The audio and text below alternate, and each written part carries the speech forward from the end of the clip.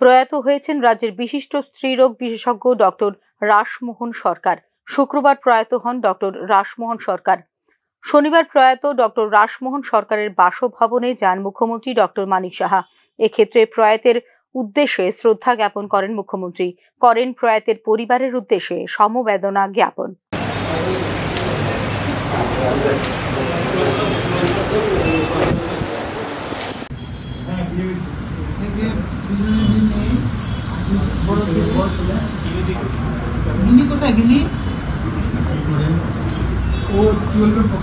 এদিকে গত কিছুদিন আগে প্রয়াত হয়েছেন রাজ্যের বর্ষিয়ান মেডিসিন বিশেষজ্ঞ ডক্টর সুনীল রঞ্জন দেব।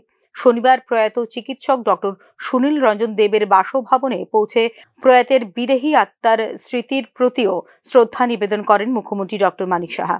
এদিন প্রয়াত ডক্টর সুনীল রঞ্জন দেবের শোক সন্তপ্ত পরিবার পরিজনদের গভীর সমবেদনাও জ্ঞাপন করেন মুখ্যমন্ত্রী ডক্টর মানিক সাহা।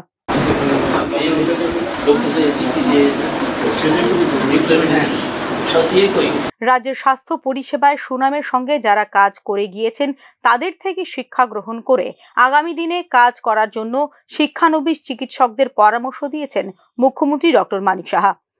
চিকিৎসা ক্ষেত্রে এই দুই চিকিৎসকের অসামান্য অবদান চিরস্মরণীয় হয়ে থাকবে বলেও এদিন জানিয়েছেন মুখ্যমন্ত্রী doctor Manik Saha. Bureau report, news নাও।